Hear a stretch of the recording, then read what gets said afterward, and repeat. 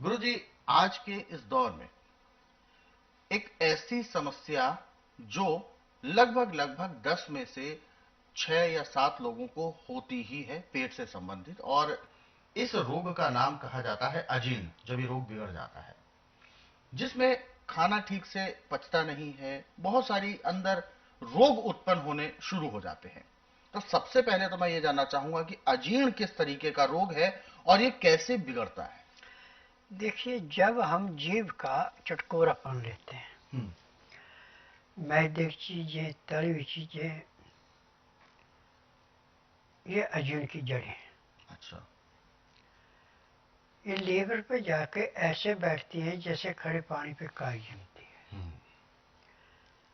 जब लीवर खाए पिए को पचाएगा नहीं तो पैंक्री इंसुलिन नहीं बनाएगी। पैंक्री इंसुलिन नहीं बनाएगी तो पित्त में तेजाब बढ़ेगा। अब खाया पिया जब लीवर ने पचाया तो पेट में जाकर सड़ेगा। जी। सड़ करके आंतों के अंदर वो ऐसे बैठ जाता है जैसे पानी में पत्थर बैठता है। अब रोगी को ना भूख लगेगी, ना प्यास लगेगी, शरीर भी टूटा टूटा, ना बोलने को मन करेगा, ना कोई बोलता हुआ सहन होगा। तो इस बीमारी का नाम अजीर्ण है। जी। अब इस जीर्ण को समाप्त करने के लिए ऐसे तो हमारे पास सैकड़ों दवाइयाँ हैं, परंतु दवाई वही अपनानी चाहिए जो आसान हो और जो आसानी से मिल भी जाए। तो इसमें नींबू सबसे उत्तम है और ये 12 महीने मिलता है। जी। आप पैदा होते बच्चे से लेकर आखिरी सांस लेने वाले को भी इसको देते हैं तो नुकसान नहीं करेगा, लाभ ही लाभ करेगा। अब जैसे किसी को अजीर्ण हो गया जी। तो आप अदरक लें, लहसुन लें, प्याज लें, तीनों की चटनी बना लें और इस चटनी में काला नमक और काली मिर्च मिलाएं और इसमें थोड़ा नींबू का रस मिला दें। अब ये चटनी चाहे पानी में घोल के पिलाएं, चाहे ऐसे रोगी थोड़ी थोड़ी चाटता रहे और जब प्यास लगे तो गुनगुना पानी पीने को दें। तो इसके लेने के 1 घंटे के बाद उसको ऐसे भूख लगेगी, पता नहीं कितने दिन का भूखा है। जो लीवर के ऊपर काई जमी हुई थी उतर गई, पैंक्री में जो जाड़ा फंसा हुआ था वो निकल गया, पित्ते में जो तेजाब बढ़ा हुआ था वो भी इसने उतार दिया, आंतों में जो मल सूखा हुआ था वो पिघल करके पेट साफ हो गया। तो अजीर्ण कहां से रहेगा? बिल्कुल। परंतु इसके बाद खान पान पे ध्यान देना पड़ेगा कि मैदे की रोटी, छना हुआ आटा, धुली दालें, छिली हुई सब्जियां बिल्कुल नहीं देनी। नमक आयोडीन नहीं देना, सिंधा नमक या काला नमक देना। और दाल सब्जी जो भी आपने बनानी सब छिलके वाली होनी चाहिए। छिली हुई सब्जी या धुली हुई दालें बिल्कुल नहीं देनी। हरी पत्तेदार सब्जियां मिले तो सोने पे सुहागा।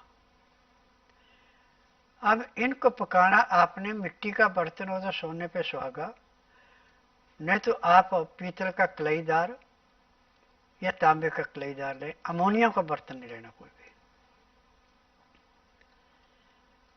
अब जब आपकी दाल सब्जी जो भी आपने बनाई पक जाए तो गेहूं छोड़ के जैसे मक्का है, चना है,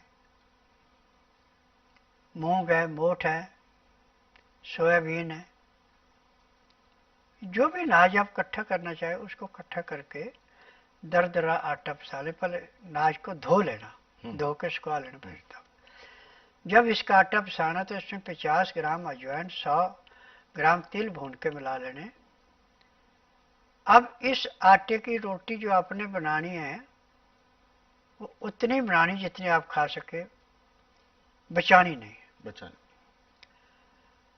तो रोटी को बनने के बाद थाली में डाल दें। अब दाल सब्जी जो भी आपने बना रखी है वो ऊपर से डाल दें जी। अब 10 मिनट तक उसको रचने दें। अब इतने में आपने जो 2 गिलास गर्म पानी उबाल के गिलासों में रखा, उसका टेम्परेचर 15 से 18 डिग्री आ गया है। अब लहसुन, प्याज, अदरक तीनों चीज़ें पीस करके चटनी बना के इसका रस निकालें 2 चम्मच। दोनों गिलासों में 1-1 चम्मच रस मिला दें। बाकी जो कचरा है इसको उस दाल सब्जी में मिला दें जो आप खा रहे हैं। और मसाला बना के रखना आपने सौंठ, जीरा, काली मिर्च, सौंफ, दालचीनी, बड़ी इलायची और पीपल। इनको पीस के शीशे के बर्तन में रखना, प्लास्टिक में नहीं रखना। और ऐसे बर्तन में रखना जिसमें नमी ना हो जी। चुटकी भर उसमें से डाल लो। और ये खाना जो खाना आपने इतना मसलें, ये दाल सब्जी जो भी बनाई है कि सूप की भांति पीना पड़े। यदि इतना नहीं होता तो आप ग्राहियों में खा सकते हैं, परंतु बिल्कुल चिबा चिबा के खाना खाने में। और जो 2 गिलास पानी आपने बनाया इसको पीने में 1 घंटे का समय लगाना। इसका नियम है कि 2-4 गिराई खाना खाया, 2 घुट पानी पिया, फिर 2-4 गिराई खाना खाया, 2 घुट पानी पिया। पानी पीने में, खाना खाने में आप 1 घंटा लगाते हैं। और उसके बाद दातन कूड़ा करके 5 मिनट के लिए वज्रासन बैठते हैं। फिर दिन का टाइम है तो वज्रासन से उठ के कम 20 मिनट आप थोड़ी से सैर कर लें। फिर 20 मिनट के लिए आप शवासन लेट जाएं। 5 मिनट के लिए बाईं साइड करवट लें, 3 मिनट के लिए दाईं साइड करवट लें। अब आप उठेंगे तो आपके शरीर में इतना हल्कापन आएगा जैसे आप 8 घंटे की निंद्रा पूरी करके उठे। अब आपका काम करने को मन करेगा, पेट भी बड़ा हल्का रहेगा। अब जो आपकी अपाच क्रिया थी वो समाप्त।